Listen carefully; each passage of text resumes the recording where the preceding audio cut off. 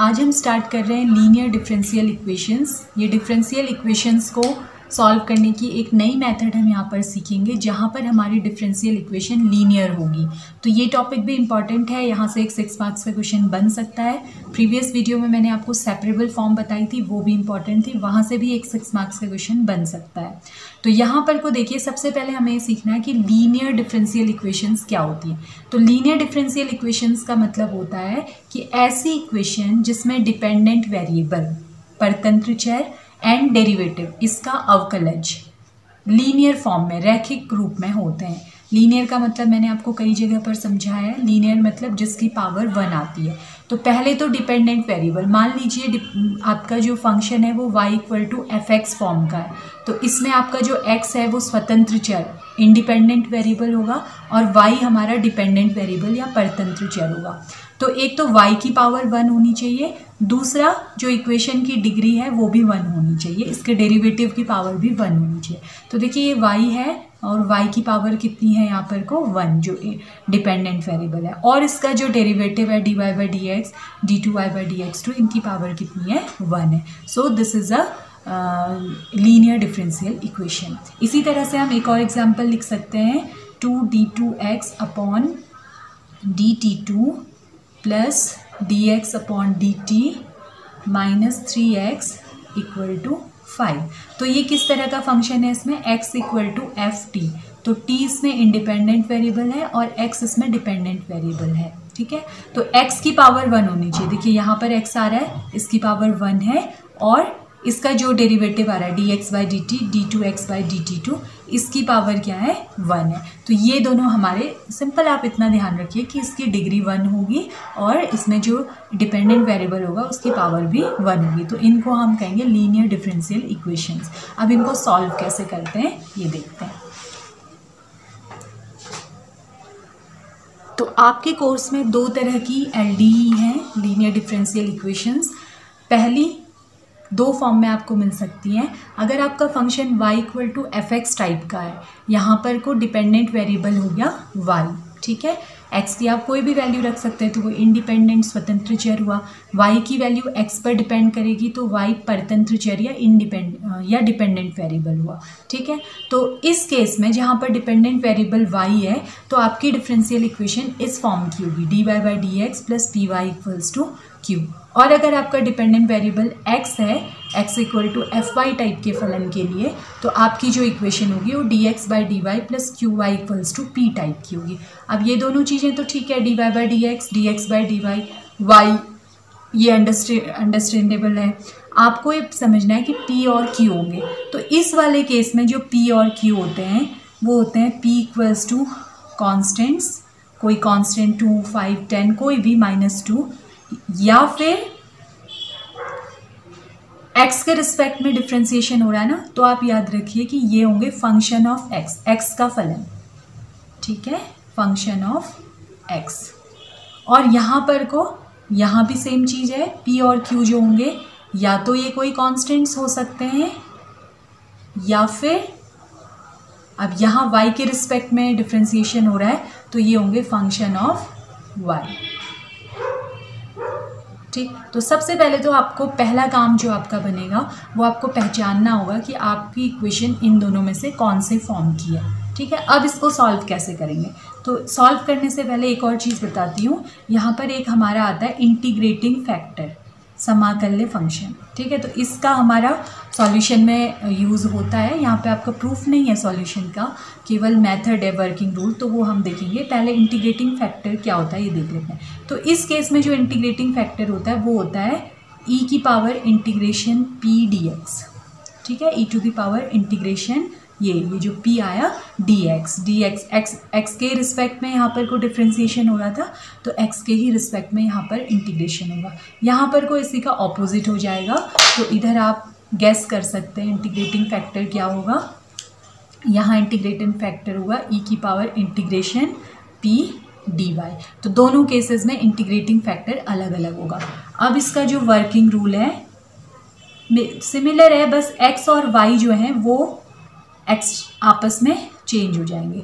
तो working rule में first question तो ये क्या होगा, फर्स्ट स्टेप क्या होगा आपका, जो भी आपको इक्वेशन दी हुई होगी उसको आप एप्रोप्रिएट फॉर्म में ले आएंगे, ठीक है, उसको सही कर लेंगे आप, कुछ डिवीज़न करना है या कुछ पक्षांतर वगैरह करना है तो पहले केस में, पहले स्टेप में आपको दोनों ही फॉर्म्स में एप्रोप्रिएट फॉर्म में उसे ले आना है, कुछ भी ऑपरेशन करके। सेकंड स्टेप में आप क्या करेंगे, इंटीग्रेटिंग फैक्टर फाइंड करेंगे, फाइंड इंटीग्रेटिंग फैक्टर। तो आप जानते हैं यहाँ पर कोई इंटीग्रेटिंग फैक्टर होगा e की पावर इंटीग्रेशन p dx, और इधर पर जो इंटीग्रेटिंग फैक्टर होगा वो होगा e की पावर इंटीग्रेशन p dy। ये हो गया।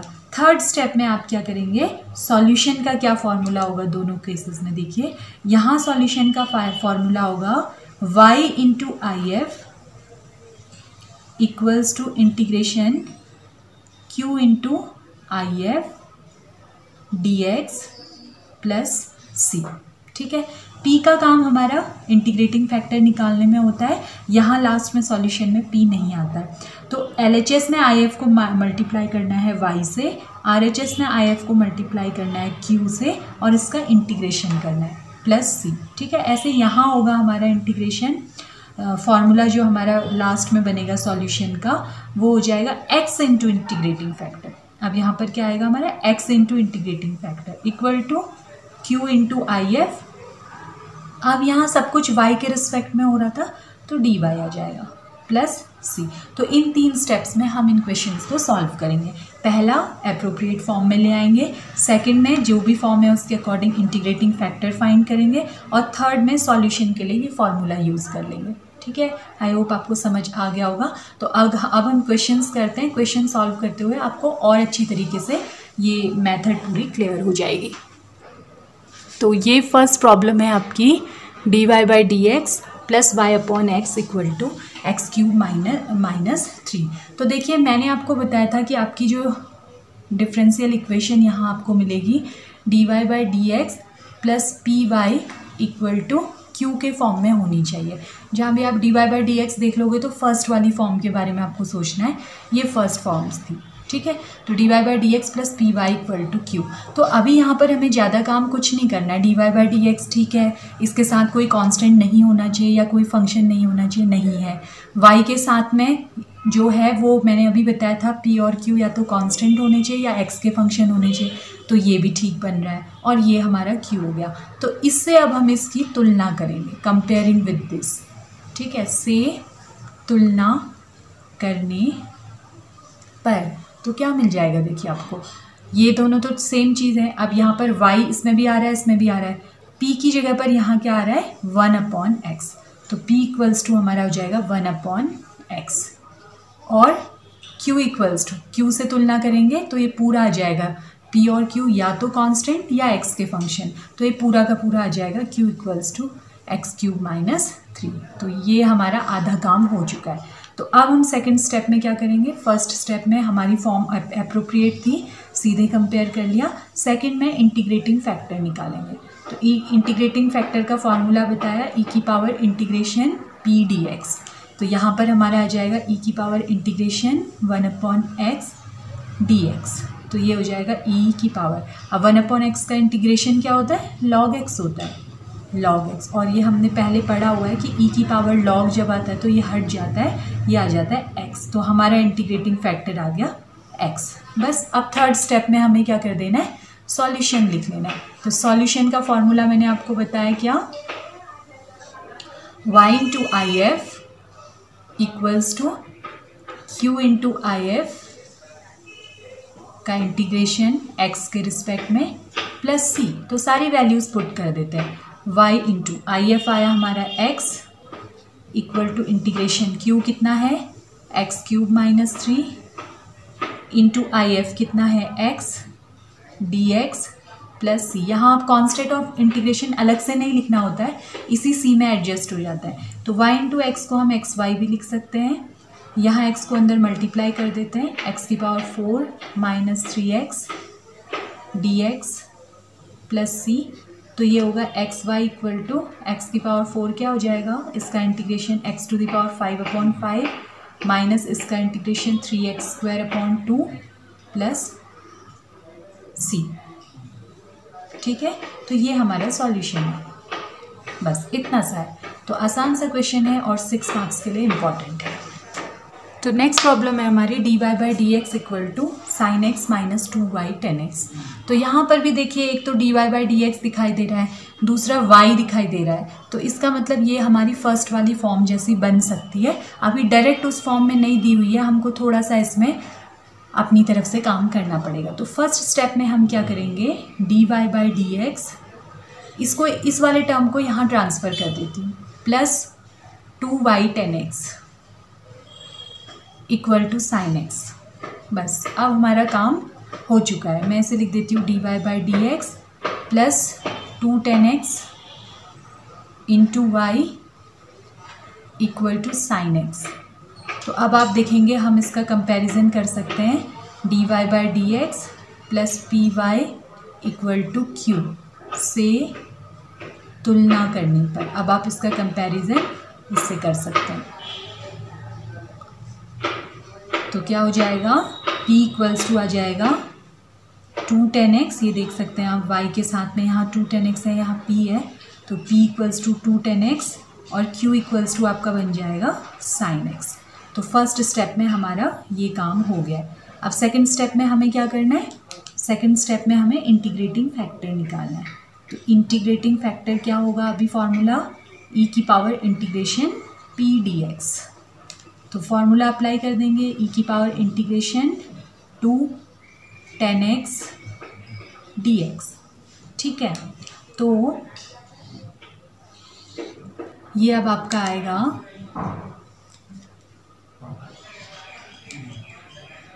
e, अब देखिए 2 तो कांस्टेंट है, बाहर आ जाएगा। tan x का इंटीग्रेशन क्या होता है, log sec x।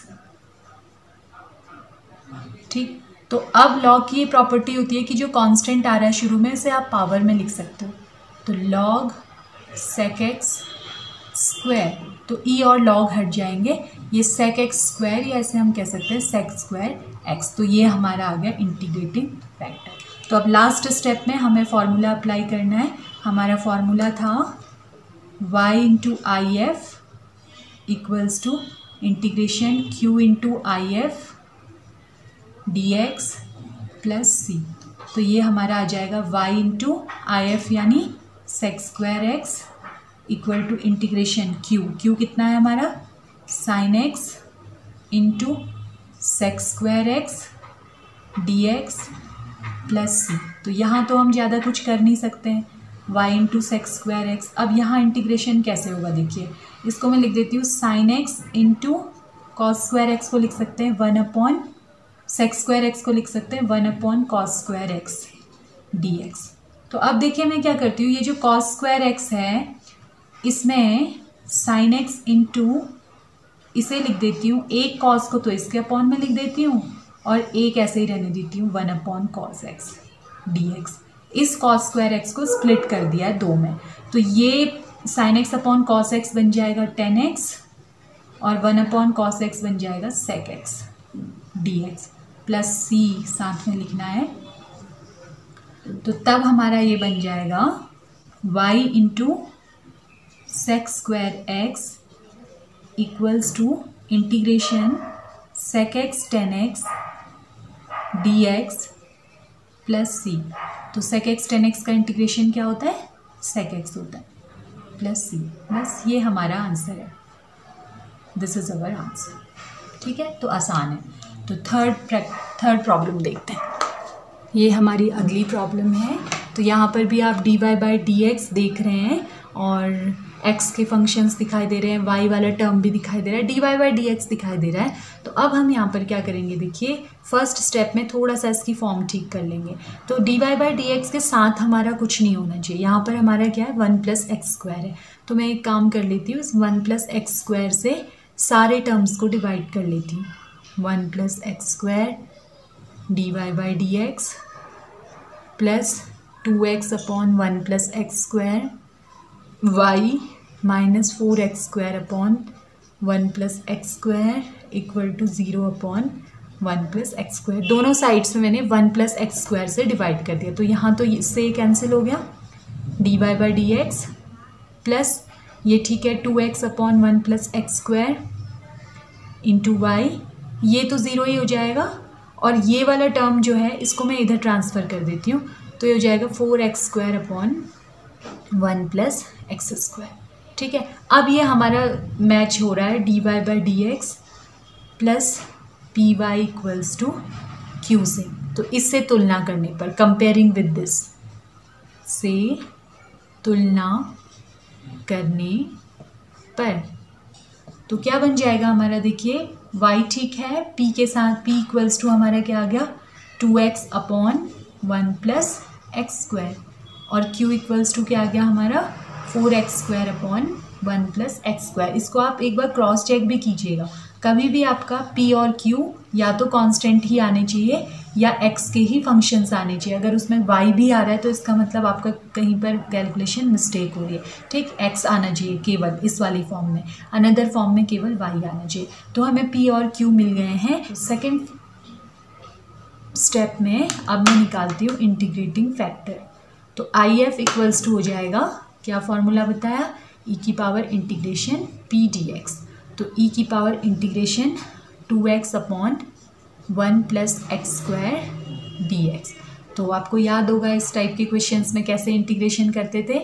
1 plus x square को आप t ले लेंगे, दोनों साइड डिफ्रेंसिएशन करेंगे तो 1 का 0 हो गया, एक्स स्क्वायर का हो गया 2x d x equal to d t. तो ये वैल्यूज़ यहाँ रख देती हूँ, तो ये आएगा e की power integration 2x d x की जगह D T upon 1 plus x square की जगह पर t। तो ये हमारा बन गया e की पावर इंटीग्रेशन e की पावर, अब 1 अपॉन टी का इंटीग्रेशन होगा तो क्या आ जाएगा log t।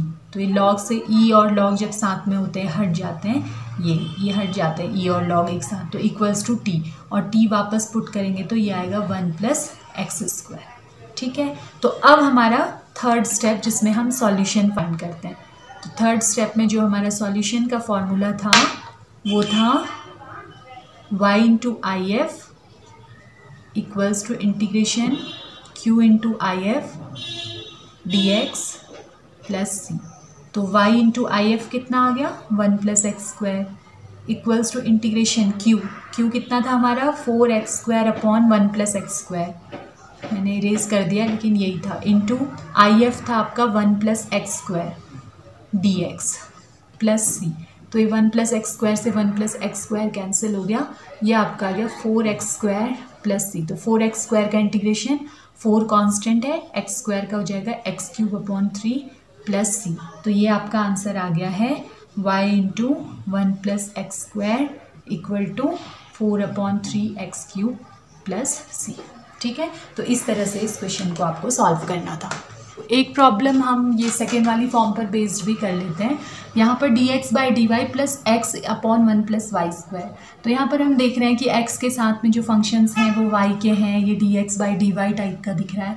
तो इसका मतलब ये होगा कि इसमें हमारी सेकेंड वाली फॉर्म बन रही है। तो इस केस में हम इसका बाकी तो कुछ नहीं करना है, अप्रोप्रिएट फॉर्म में है, इसका कंपेरिजन अभी हमने करना है d x by d Y plus p x equal to q से। तो इससे आप कंपेयर करेंगे, कंपेयरिंग विद दिस, या इससे तुलना करने पर। ठीक है, तो अभी आप जब इससे तुलना करेंगे तो p इक्वल्स टू आपका कितना आएगा, x के साथ में कितना है 1 अपॉन 1 प्लस वाई स्क्वायर, और q इक्वल्स टू आपका आ जाएगा tan inverse y upon 1 plus Y square. तो सेकेंड स्टेप में अब हम इसका इंटीग्रेटिंग फैक्टर निकालेंगे। इंटीग्रेटिंग फैक्टर, अभी फार्मूला थोड़ा सा चेंज हो जाएगा, अभी हमारा फार्मूला होगा e की power integration p dx, e की पावर इंटीग्रेशन p dy। ठीक है, x अभी y के रिस्पेक्ट में है तो dy। ठीक, तो अब हमारा बन जाएगा क्या, e to the power 1 upon 1 plus Y square dy। तो आपको याद होगा 1 प्लस वाई स्क्वायर का इंटीग्रेशन क्या होता था, tan इनवर्स y। तो ये हमारा इंटीग्रेटिंग फैक्टर आ गया।